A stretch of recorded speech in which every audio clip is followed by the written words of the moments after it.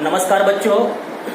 तो लीजिए class 11th Hindi गद्य खंड का 5वां चैप्टर जो आपका है गलता लोहा, शेखर जोशी द्वारा लिखा हुआ। इसका पहला पार्ट आपने सुना था। उसके पहले भाग में आपने दो मित्रों के बारे में सुना, एक मोहन जो पंडित जाति का था और दूसरा धनराम जो लोहार जाति का था। दोनों एक साथ एक स्कूल में पढ़ा करते थे। मोहन शुरुआत से बहुत होशियार था, बहुत ही योग्य था, पढ़ाई में भी और गायन की कला में भी, गाने में भी बहुत योग्य था। लेकिन धनराम और उसके साथी वो बहुत गधे थे, पढ़ाई में कमजोर थे। त्रिलोक सिंह मास्टर जो इनके स्कूल में पढ़ाया करते थे, मोहन को बहुत चाहते थे। उनका मानना था कि ये आगे चल करके बहुत बड़ा आदमी बनेगा, बहुत ऊंचे पद पर पहुंचेगा। लेकिन आर्थिक स्थिति के कमी के कारण, आर्थिक अभाव के कारण वो आगे कुछ कर नहीं पाया। तो उस समय वो लोहे का हंसुआ लेकर के, लोहे का हंसिया लेकर के धनराम के पास पहुंचता है। यह आपने पहले पार्ट में सुना था, उसकी धार तेज कराने के लिए। और दोनों मित्र जब आपस में मिलते हैं तो पुराने बचपन की बातें, वो स्कूल की बातें याद करते हैं कि कैसे आपको पूरे स्कूल का मॉनिटर बना दिया था हमारे त्रिलोक सिंह मास्टर साहब जी ने। तो उनका वर्णन वो करते हैं कि कैसे आप सभी लोगों के, सभी बच्चों के, जितने बच्चे हमारी क्लास में पढ़ते थे सभी के सवाल आप चेक करते थे। धनराम कहता है मोहन से, और अगर किसी के सवाल गलत निकलते थे तो वो आपसे पूछा करते थे, और आपको सजा देने का अधिकार भी हमारे त्रिलोक सिंह मास्टर जी ने दे दिया था। अच्छा, तो ये, लेकिन फिर भी ये पिटाई भी करता था मोहन, क्योंकि टीचर ने कह दिया था भाई सजा आपको देना है, उठक बैठक कराओ, चाहे छड़ी लगाओ। लेकिन कोई भी बच्चा, और खास तौर से ये धनराम जो था, वो कभी भी उसको अपना प्रतिद्वंदी नहीं समझता था, क्योंकि वो सोचता कि हम नीची जाति के, हम लोहार जाति के हैं और ये पंडित है, इसका बराबरी हम कर ही नहीं सकते। चलिए अब आगे ये पाठ शुरू होता है, ध्यान से सुनिए। धनराम वह गांव के दूसरे खेतीहर या मजदूर परिवार के लड़कों की तरह किसी प्रकार तीसरे दर्जे तक ही स्कूल का मुंह देख पाया। जो धनराम था, मोहन का दोस्त, जो लोहार का लड़का था, मुश्किल से जैसे तैसे वो कक्षा 3 तक ही पढ़ पाया, तीसरे दर्जे तक ही उसने पढ़ाई लिखाई अपनी कर पाई। अच्छा, त्रिलोक सिंह मास्टर, जो त्रिलोक सिंह मास्टर थे ना, जो पढ़ाया करते थे बच्चों को, कभी कभार ही उस पर विशेष ध्यान देते थे, क्योंकि वो गधा था, पढ़ाई में बहुत कमजोर था। तो जो बच्चे कमजोर होते हैं, जानते हैं टीचर भी उन पर थोड़ा कम ध्यान देते हैं। अच्छा, तो वो भी कम ध्यान देते थे इस पर धनराम पर। एक दिन अचानक ही उन्होंने पूछ लिया, अरे धनुआ, उसको धनुआ कहते थे, नाम था धनराम, और लेकिन उसको सभी लोग धनुआ धनुआ कहकर के पुकारते थे। एक दिन टीचर त्रिलोक सिंह जी ने धनुआ से पूछा कि धनुआ चल तू 13 का पहाड़ा तो सुना दे हमें आज। तो जैसे तैसे उस धनराम ने उस दिन 12 तक का पहाड़ा तो याद कर लिया।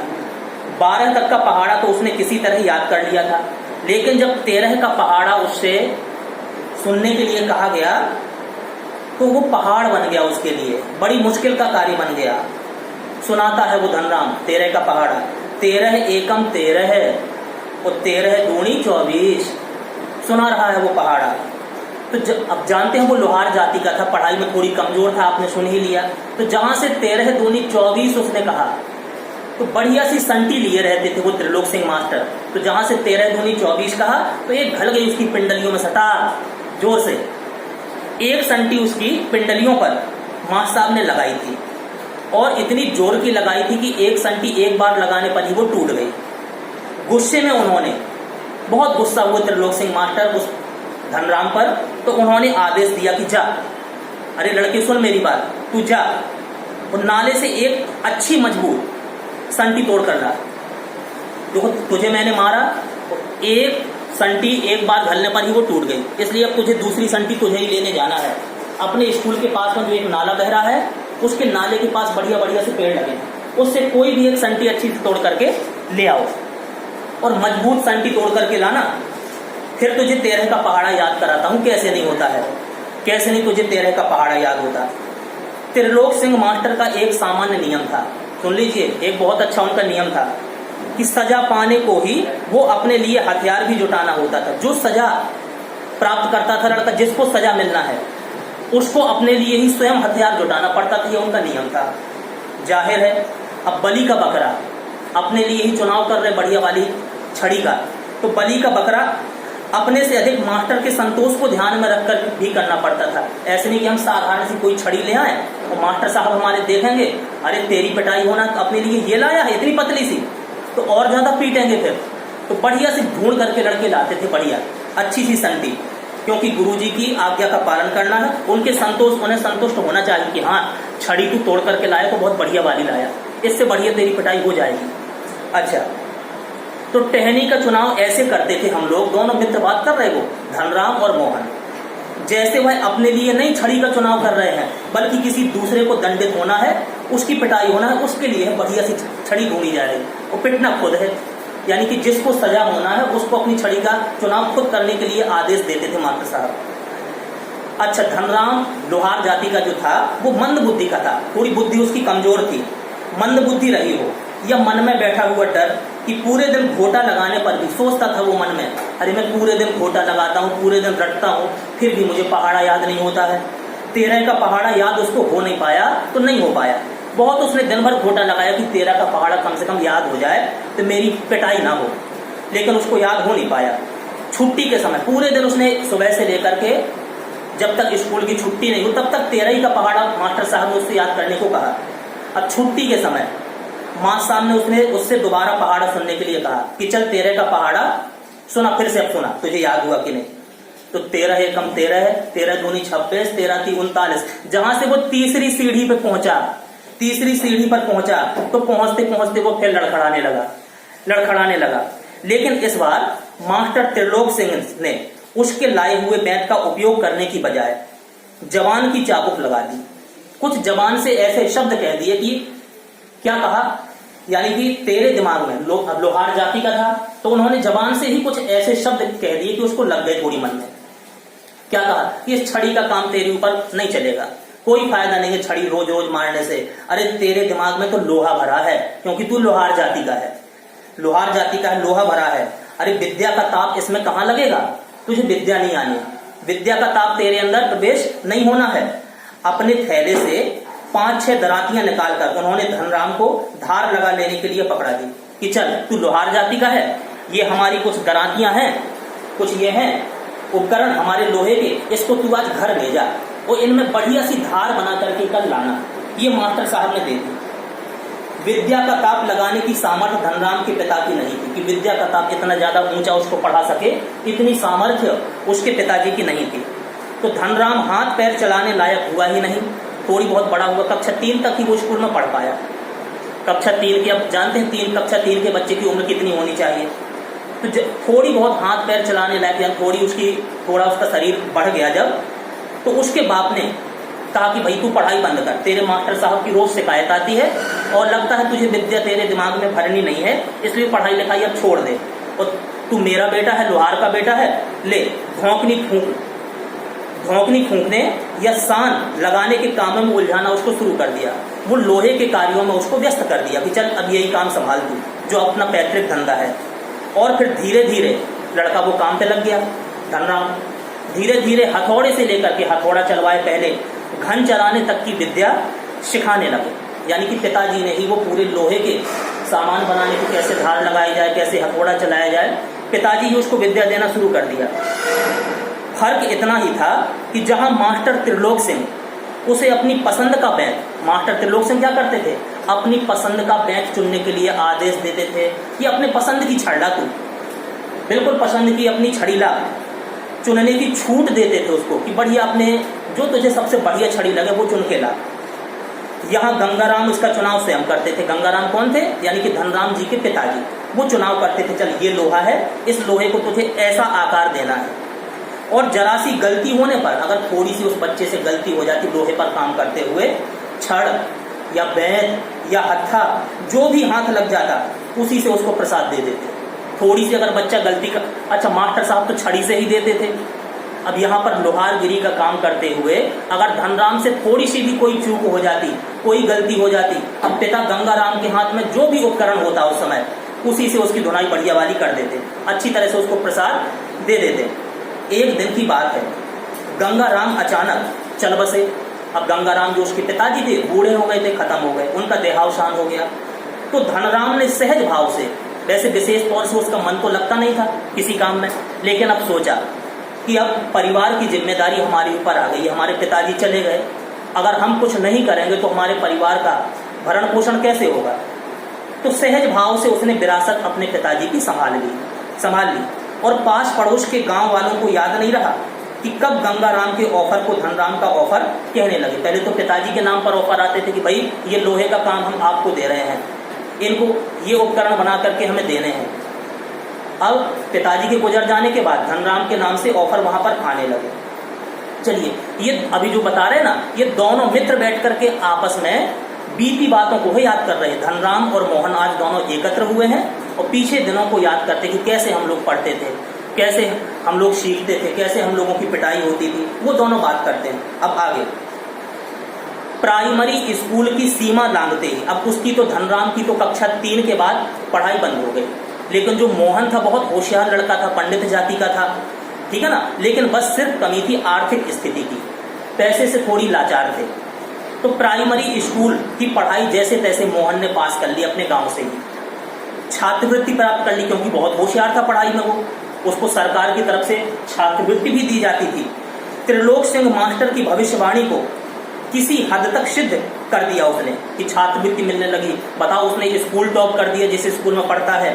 तो त्रिलोक सिंह मास्टर को बड़ी खुशी होती थी, कम से कम ये बच्चा, मोहन नाम का बच्चा हमारे नाम को जरूर ऊंचा करेगा कि किसने पढ़ाया है इसे। लेकिन वो साधारण हैसियत थी उसकी। तो साधारण हैसियत वाले यजमानों की पुरोहिताई करने वाले बंशीधर तिवारी का हौसला बढ़ गया जब उसके गुरुजन आकर के स्कूल से उससे कहते कि आपका बेटा बहुत होशियार है, लेकिन हर स्कूल में टॉप आता है हर साल, सब बच्चों के सवाल जांचता है, बताओ तो इतना योग्य लड़का है आपका मोहन। तो पिताजी का दिल फूल जाता।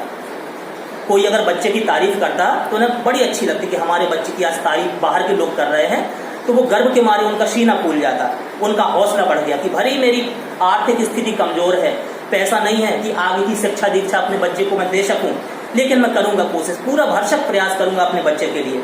उनका हौसला बढ़ गया और वे भी अपने पुत्र को पढ़ा लिखा कर बड़ा आदमी बनाने का सपना देखने लगे कि जैसे तैसे हमारा बच्चा पढ़ लिख करके बड़ा हो जाए और अच्छा आदमी बन जाए, ये स्वप्न देखने लगे उसके पिताजी। लेकिन पीढ़ियों से चले आते पैतृक धंधे ने उन्हें निराश कर दिया। अब कौन सा धंधा करते थे? वही पुरोहिताई का।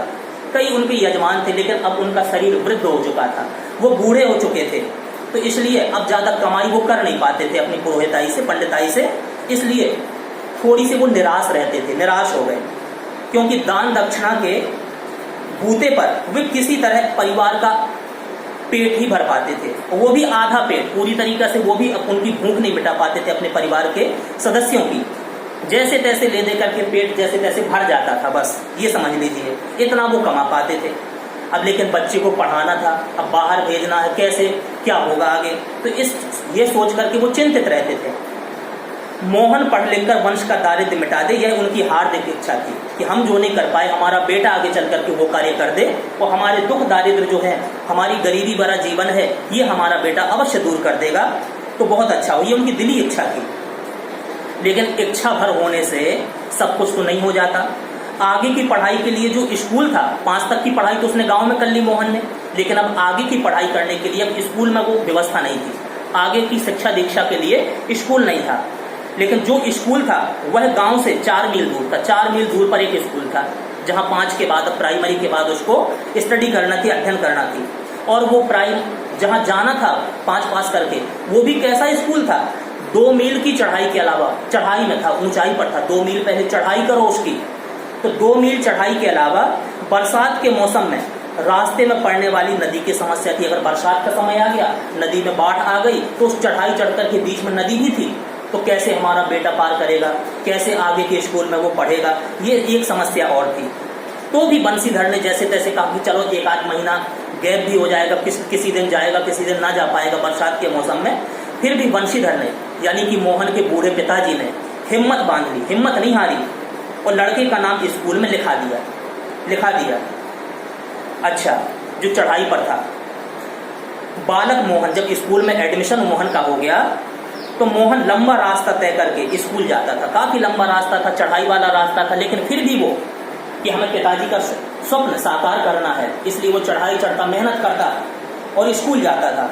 छुट्टी के बाद फिर वो चढ़ाई से लौटता, थका मांदा घर पर लौटता, थक करके पूरा स्कूल में पूरा अध्ययन करके जब घर लौटता तो पिता पुराणों की कथाओं से विद्या व्यसनी बालकों का उदाहरण देकर उसे उत्साहित करने की कोशिश करके, हाँ बच्चे देखो तुम पढ़ तो रहे हो, स्कूल भी जाते हो, लेकिन इसके अलावा भी हमारे धर्म पुराणों में, हमारे धर्म ग्रंथों में विद्या व्यसनी कितने बालक हुए हैं कि बस एकाग्रचित्त होकर के उन्होंने वो चीज की और वो ग्रहण कर ली।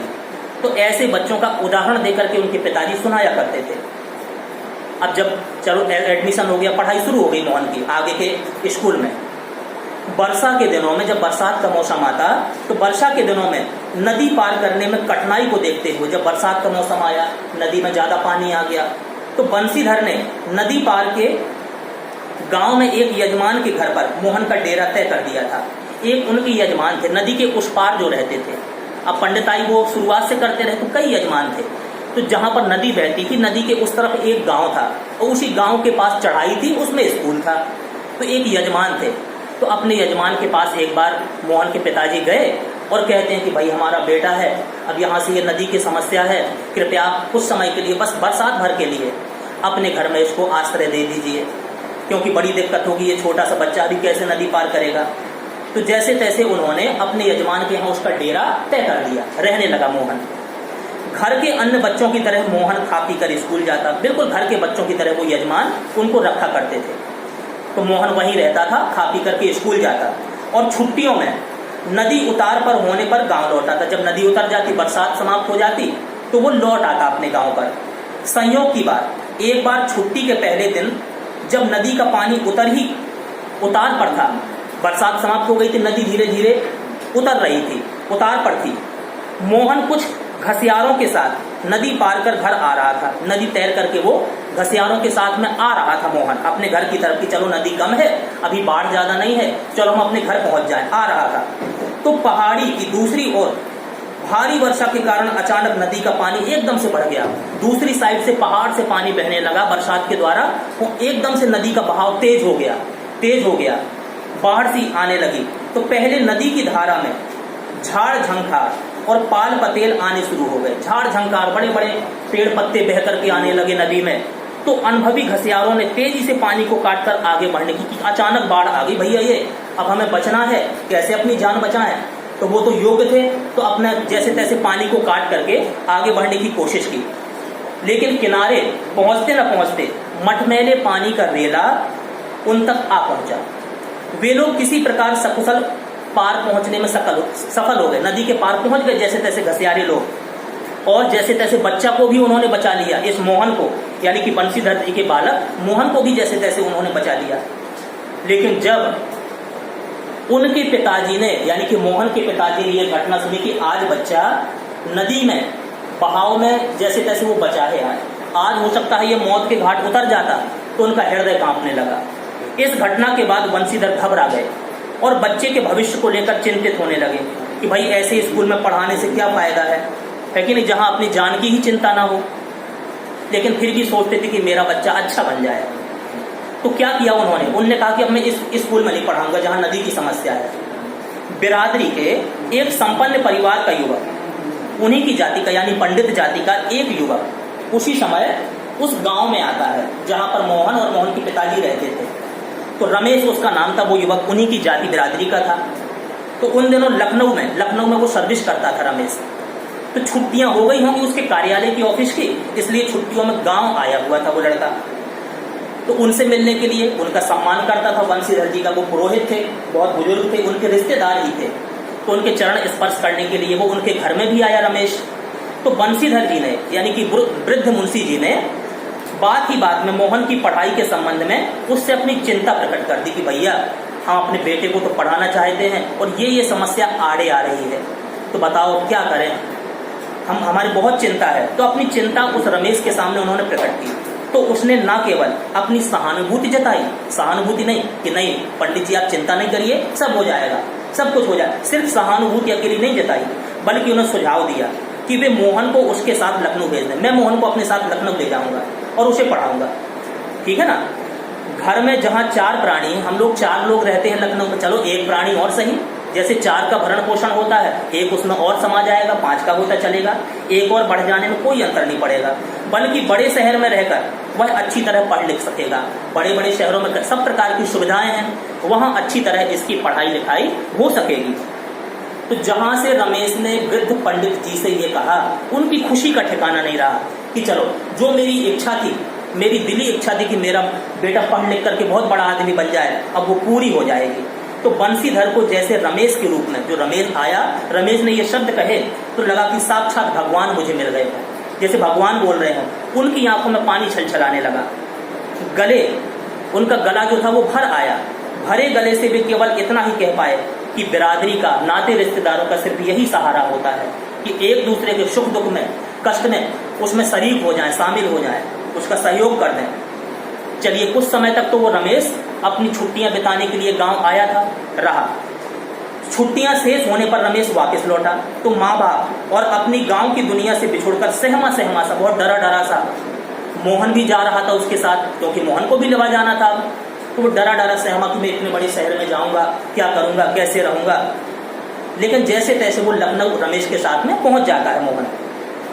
अब मोहन की जिंदगी का एक नया अध्याय शुरू होता है। यहाँ से लखनऊ पहुंचने के बाद घर की दोनों महिलाएं, घर में 2 महिलाएं थीं जिन्हें वह चाची और भाभी कहकर पुकारता था। एक को चाची कहता था और एक को भाभी कहकर के पुकारता था। यानी कि रमेश के घर में उसकी माता जी होंगी, उसकी पत्नी होंगी, तो उनकी माता जी को वो चाची कहा करता था, उसकी पत्नी को वो भाभी कहा करता था, ये कहकर के पुकारा करता था। हाथ बटाने के अलावा उनका हाथ भी बटाता था उनके कार्यों में, क्योंकि उन्होंने कह दिया था भैया सिर्फ पढ़ाई के लिए नहीं, यहाँ पढ़ना है, हम तुम्हें पढ़वा रहे, लेकिन हमारे साथ में हमारे घर गृहस्थी का जो भी काम होगा वो काम भी तुम्हें करना पड़ेगा। तो उनका हाथ बटाने लगा वो लखनऊ जाकर के। धीरे धीरे वह मोहल्ले की सभी चाची और भाभी के लिए कामकाज में हाथ बटाने का साधन बन गया। बताओ, तो रमेश लिवा गया पढ़ाई लिखाई के उद्देश्य से। अब वहां जैसे तैसे एक छोटे से स्कूल में उसका नाम लिखा दिया, लेकिन पूरा समय वो घर गृहस्थी के कामों में लगवाता था। यानी कि उसकी माँ उससे काम करवाती, उसकी पत्नी उससे काम करवाती थी मोहन से, और पास पड़ोस की भाभी चाची में जितनी नाते रिश्तेदार उसकी लगती थी, वो सब अब इससे काम करवाना शुरू कर दिया कि भैया आपके घर तो अच्छा लड़का आ गया है, हमें नौकर रखने की आवश्यकता नहीं, चलो इसी से सारा काम करवा लिया करेंगे। तो कोई मोहल्ले की कोई स्त्री आती, वो कहती मोहन से, अरे मोहन थोड़ा सा दही ला दे बाजार से, अरे मोहन ये कपड़े धोबी को तो दे आ, अच्छा सुन मोहन 1 किलो आलू तो ला दे जल्दी से। औसत दफ्तरी बड़े बाबू की हैसियत वाले रमेश के लिए मोहन को अपना भाई बिरादर बताना अब सम्मान के विरुद्ध जान पड़ता था कि मैं इस लड़के को लिवा तो लाया, लेकिन अब ये नौकर बन गया, यहाँ आके हमारे परिवार का ही एक नौकर टाइप का ये बन गया है, मोहल्ले के लोग भी इससे काम करवाते हैं। अगर कोई उससे पूछता कि ये आपका कौन है, आपके घर में जो रहता है, तो वो कह देता कि हमारी जात बिरादरी का नहीं है, ये हमारा नौकर, एक नया नौकर है, रख लिया हमने। तो अगर असलियत बताता वो रमेश, भाई बिरादर बताता कि हमारी जाति का ही है, हमारे परिवार का ही एक सदस्य है, हमारे नाते रिश्तेदार का ही एक बेटा है, तो उसको अपने सम्मान के विरुद्ध जान पड़ता था, इससे हमारा सम्मान घट जाएगा। और फिर घरेलू नौकर से अधिक हैसियत वह नहीं देता था, उसको नौकर समझता था। इस बात को मोहन भी अब धीरे धीरे काफी दिन जब रहते हो गए तो मोहन भी समझने लगा कि अब मेरी पढ़ाई तो बिल्कुल अवरुद्ध हो चुकी है, अब मैं यहाँ आकर के सिर्फ नौकर बन गया हूँ बस। थोड़ी बहुत ढील हवाली करने के बाद रमेश ने निकट के ही एक साधारण से स्कूल में उसका नाम लिखा दिया। बिल्कुल एक साधारण स्कूल में, जैसे प्राइमरी पाठशालाएं गांव में चलती हैं, ऐसी जगह उसका एक एडमिशन करा दिया। लेकिन एकदम नए वातावरण में वो पहुंचा। पहले तो गांव में पढ़ता था, अब नए लखनऊ में पढ़ रहा है वो, नए वातावरण में, और रात दिन उससे काम करवाया जाता था। तो रात दिन के काम के बोझ के कारण जो गांव में वही मोहन बहुत ही होशियार चलता था, मेधावी, स्कूल टॉप करता था, यहाँ शहर के स्कूली जीवन में अपनी कोई पहचान नहीं बना पाया। कोई पहचान उसकी लखनऊ आकर के नहीं बन पाई। उसका जीवन एक बंधी बधाई लीक पर चलता रहा। बस बंधी बधाई जो परिवार के सदस्यों ने एक परिपाटी बांध दी, उस परिपाटी पर वो चलता रहा। साल में एक बार गर्मियों की छुट्टी में गांव जाने का मौका भी तभी मिलता जब रमेश या उसके घर का कोई प्राणी गांव जाने के लिए, वरना उन छुट्टियों को भी अगले दर्जे की तैयारी के नाम पर उसे स्कूल में ही गुजार देना पड़ता था उसको। अच्छा, ये रमेश लोग थे ना, ये उसको गांव भी नहीं भेजते थे। पूरी साल पढ़ी, जैसे गर्मी की छुट्टी होती है, गर्मियों की छुट्टी में अगर छुट्टियां हुई और रमेश या रमेश का कोई परिवार का सदस्य अगर गांव जाता, तभी इस लड़के को यानी कि मोहन को भेजा जाता था।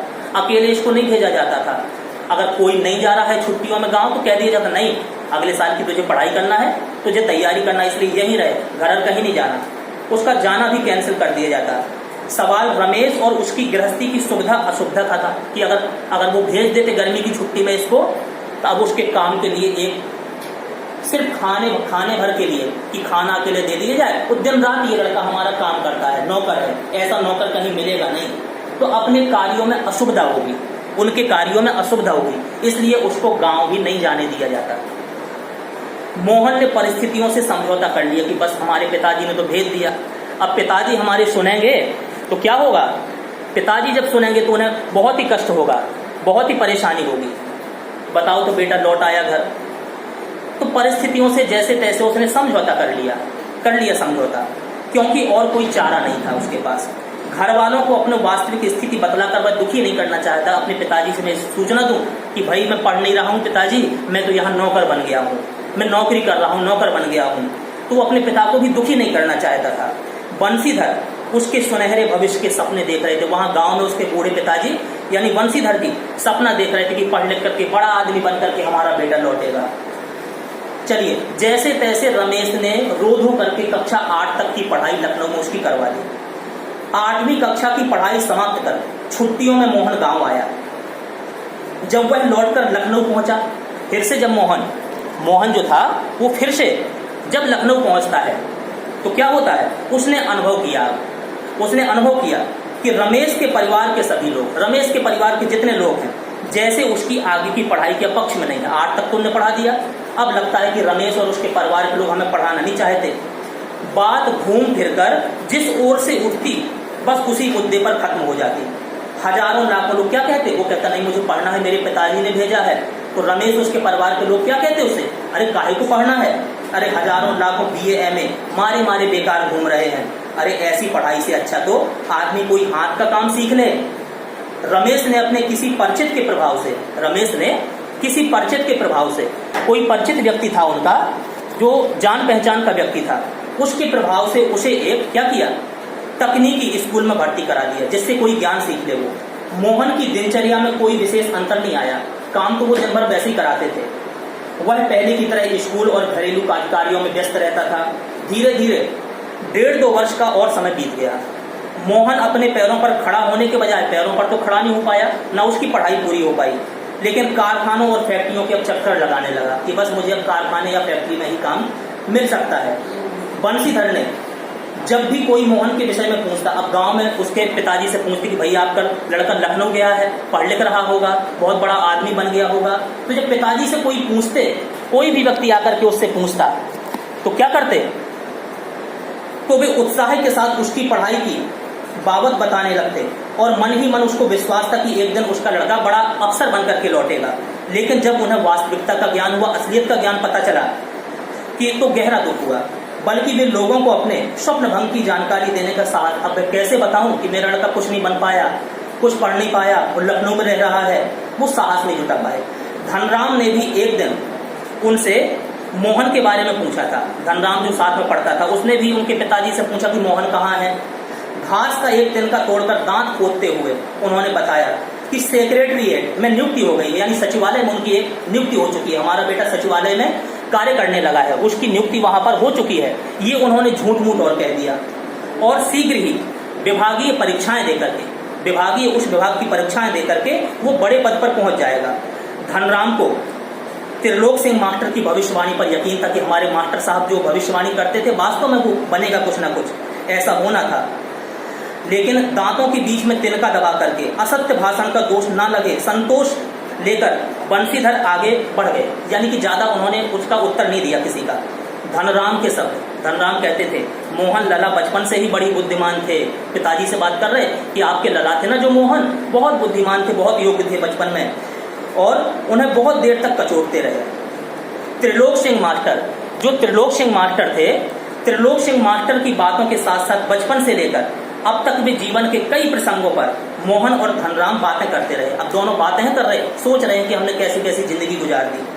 धनराम ने मोहन के हंसुए का फाल को बैंच से लगाकर भट्टी में तपाया, जैसे तैसे उसका फाल कर दिया, तपा दिया, मन लगाकर उसकी धार कर दी, अच्छी तरह धार बना दी, जिस काम के लिए मोहन आया था धार भी बना दी। गर्म लोहे को हवा में ठंडा होने में काफी समय लगता है। गर्म अगर लोहा है उसको हवा के द्वारा ठंडा करना थोड़ी समय लग जाता है। धनराम ने उसे वापस बैंत पहनाकर मोहन को लौटा दिया। बैंत पहना दिया हंसी में बढ़िया, और उसकी धार भी तेज कर दी, लौटा दिया।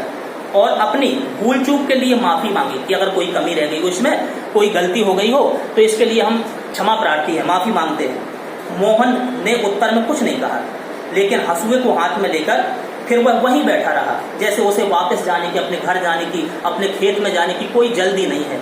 निर्द्वंद होकर के अब यहाँ पर बैठने के लिए वो आया है। वो साधारण बैठा रहा, कुछ नहीं कहा। सामान्य तौर से ब्राह्मण टोले के लोगों का शिल्पकार टोले में उठना बैठना नहीं होता था। बड़ी जाति के लोग निम्न जाति के लोगों के टोले में, यानी कि उनके क्षेत्र में नहीं जाते थे। यानी कि बड़ी जाति के लोग छोटे लोगों से मिलते नहीं थे, छोटी जाति के लोगों से उठना बैठना होता नहीं था। किसी कामकाज के सिलसिले में अगर कोई काम है बड़ी जाति के लोगों का, छोटी जाति के लोगों से कोई काम भी है, किसी सिलसिले में कोई कार्य भी अगर करना है तो क्या करते थे, शिल्पकार टोले में आना ही पड़ा तो खड़े खड़े बातचीत, पर दूर से खड़े खड़े ही बातचीत करते थे, उनका हाथ भी नहीं छूते थे। ब्राह्मण टोले के लोगों को, अब ये ब्राह्मण टोले का था, लोगों को बैठने के लिए कहना मर्यादा के विरुद्ध था कि हम नीची जाति के हैं, ब्राह्मण को कैसे बैठने के लिए कहें अपने यहाँ पर।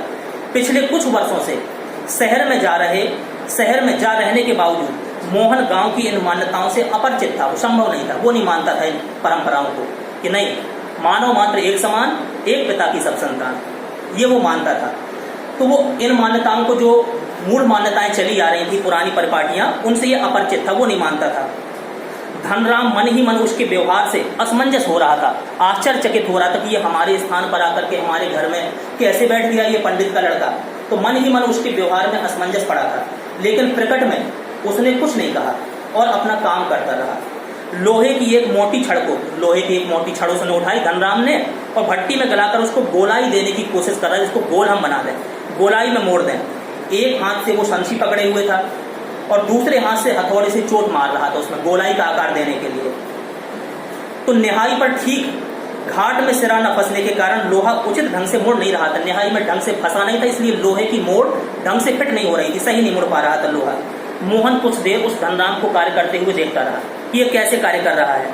फिर जैसे उसने अपना संकोच त्याग दिया कि हम पंडित जाति के हैं, बताओ लोहार जाति के साथ कैसे काम करने को तैयार हो जाएं, उसने सारा शर्म संकोच उसने त्याग दिया और उसने दूसरी पकड़ से लोहे को स्थिर कर दिया, दूसरी संसी उठाई और लोहे को स्थिर कर दिया, पकड़ लिया और धनराम के हाथ से जो लोहे हथौड़े से पीट रहा था लोहे को, वो हथौड़ा छुड़ाया और उस हथौड़े से नपी तुली चोट मार करके उस लोहे में, नपी तुली जैसी मारना चाहिए, चोट मारते हुए अभ्यस्त हाथों से, क्योंकि वो बहुत कुशल था व्यक्ति, हर कार्य क्षेत्र में वो योग्य था, तो अभ्यस्त हाथों से धौंकनी भी फूंक रहा है और फिर निहाई पर रखकर उसे ठोंकते पीटते बिल्कुल सुघड़ गोल रूप दे दिया, गोल आकार, गोल शेप उसका कर दिया बिल्कुल।